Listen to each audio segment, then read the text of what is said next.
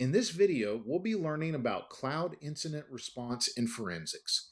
I am Chris, cloud architect and founder of systemsarchitect.io and codeguides.io.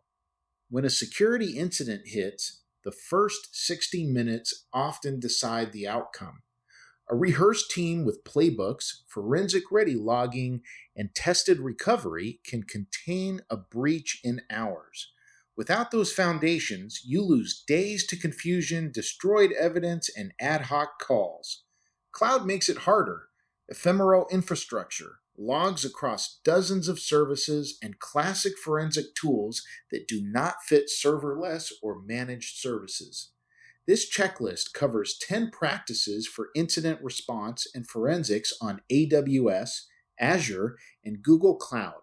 You will hear about playbooks, tabletops, forensic logging, air gapped immutable backups, fast isolation, chain of custody, secure comms, ransomware recovery tests, blameless post-mortems, and updating defenses after every event. 1. Maintain up to date playbooks. 2.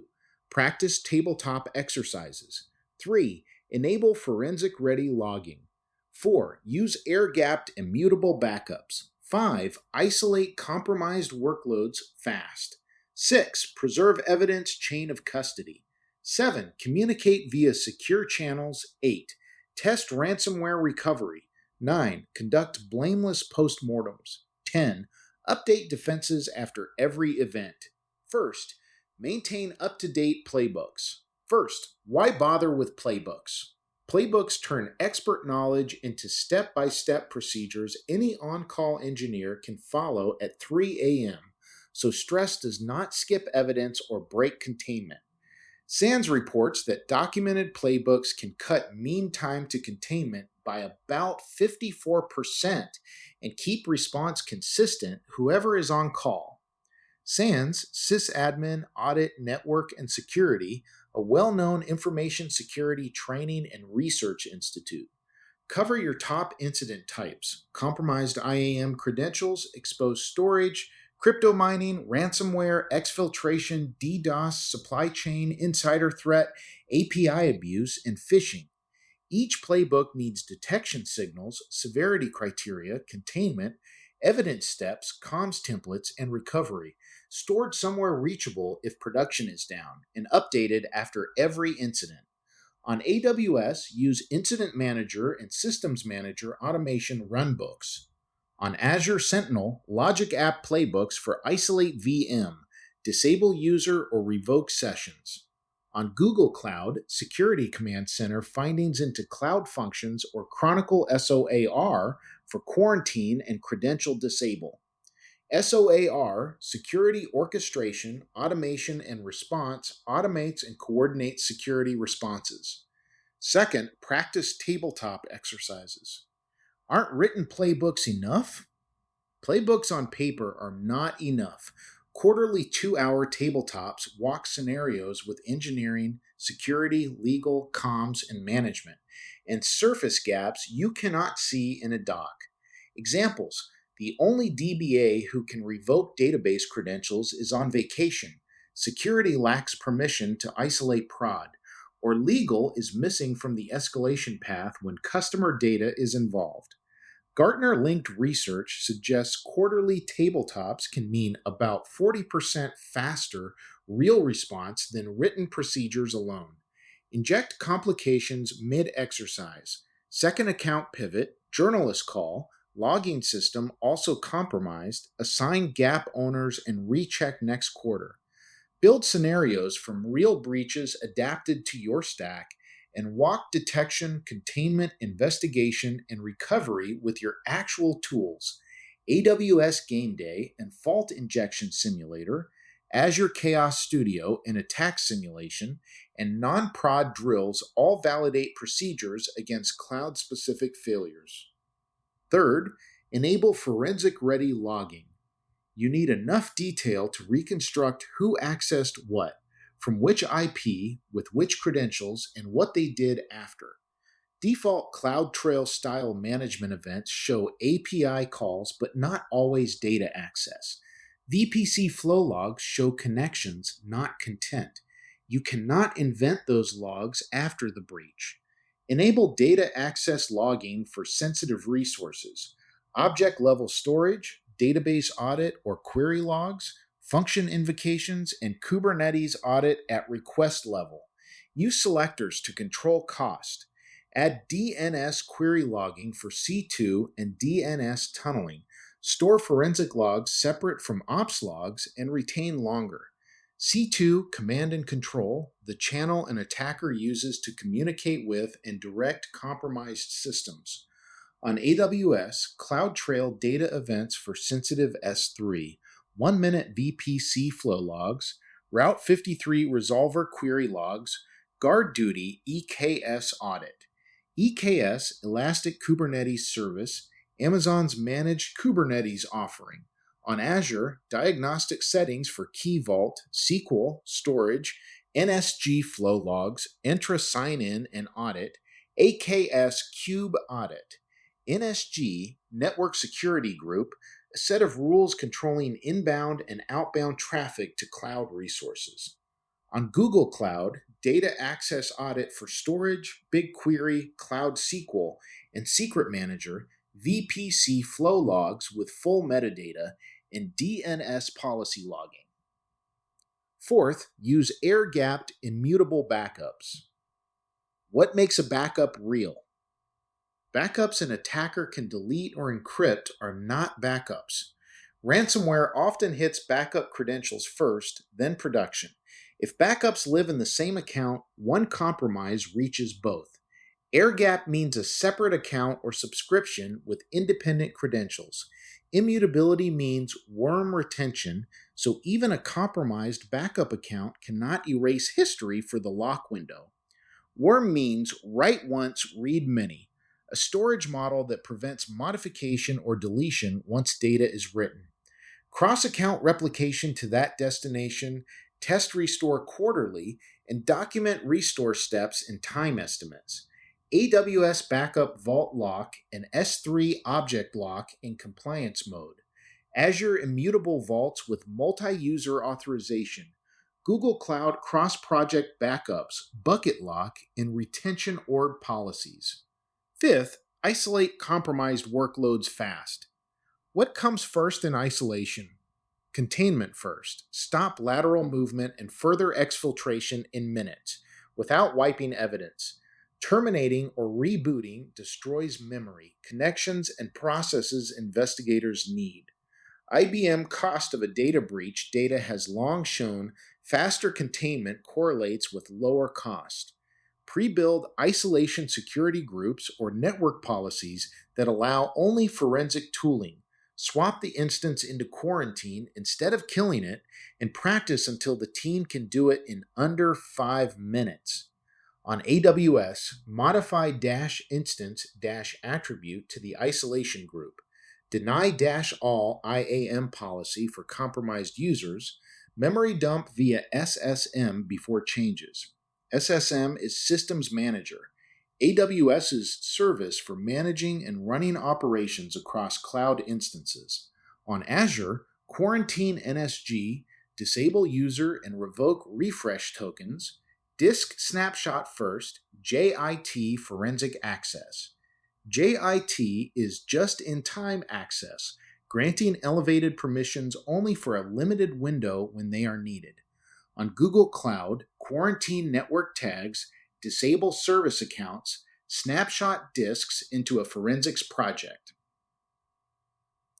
Note, this video is a summary version of that full article on blog.systemsarchitect.io. Also see the video notes for more info. Read full blog article there. Also make sure to like the video and subscribe to the channel for more great architect info. Sixth, preserve evidence chain of custody. Document who collected what, when, how, and every transfer. Hash artifacts with SHA-256 immediately. Store in a restricted forensics account. Never analyze originals. Work on copies. Without custody, evidence weakens legal, insurance, and regulatory paths and creates doubt even for internal findings. PCI DSS and SOC 2 expect documented investigation procedures. SOC 2 is System and Organization Controls 2, an auditing standard for how a service provider manages customer data security. PCI DSS means Payment Card Industry Data Security Standard, a security standard for organizations that handle payment card data. On AWS, snapshot and share volumes to a forensics account, log hashes and use Amazon Detective for timelines from CloudTrail, flow logs, and guard duty. On Azure, copy disks to a forensic subscription, hash VHDs, use immutable log analytics in Sentinel investigation graphs. VHD means virtual hard disk, a file format that represents a virtual machine's disk. On Google Cloud, snapshots and hashed cloud storage exports, plus chronicle timelines and Security Command Center findings as investigation anchors. Seventh, communicate via secure channels. Why use secure channels? If email, Slack, or Teams is compromised, discussing containment there tips the attacker. SolarWinds era responders learned that the hard way. Pre-build out-of-band options, signal group for the IR team, a separate Slack workspace or Teams tenant not federated to corporate IDP or PagerDuty and OpsGenie bridges that work on personal devices. IR refers to incident response, the coordinated process of detecting, containing, and recovering from a security incident. IDP is Identity Provider, a service that authenticates users and issues identity assertions to applications. Pre-configure channels for active coordination, evidence, and external parties. Include legal, PR, insurance, and law enforcement liaisons so activation is not set up under fire. Test the channel quarterly. 8. Test ransomware recovery. Why test recovery? Untested backups are a liability. Median ransomware payments and total recovery costs are both multi-million, and restore from backups only works if data is complete, recent, and restorable in time. Run a full ransomware drill annually and a partial critical service drill quarterly. Encrypted databases, compromised app servers, backup deletion attempts, measure actual RTO and RPO against commitments. If restore takes 48 hours against a 4-hour target, you need architecture changes, not just hope. RTO is recovery time objective, the target maximum time to restore a service after an outage. RPO, recovery point objective, the target maximum data loss measured as time that is acceptable after an incident.